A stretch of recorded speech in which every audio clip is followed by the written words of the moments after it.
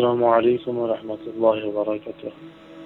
من حمزه هستم، از تاجیکستان تماس میگیرم.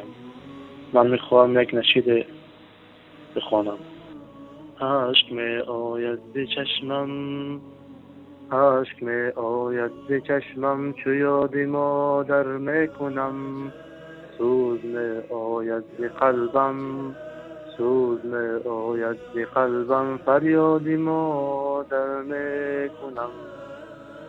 رفتم راه خدا، رفتم راه خدا، مادر و دعای خیر کن. یاد تو را مونسم، یاد تو را مونسم، سنگر به سنگر میکنم. اشک می آید به چشمم، اشک می آید به چشمم، چو یاد مادر میکنم. سوز می آید به قلبم، سوز می آید به قلبم، فریاد مادر میکنم.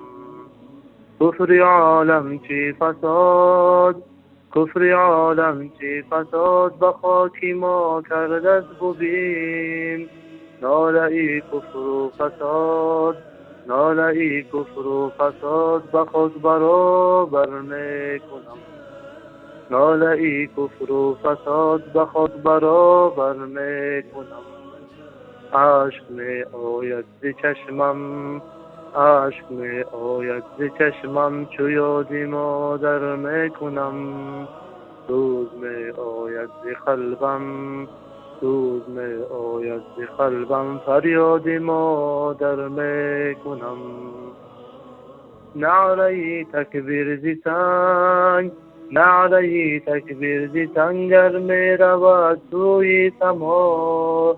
دان که مادر من زی خونم، دان که مادر من زی خونم، این خاک معطر می کنم.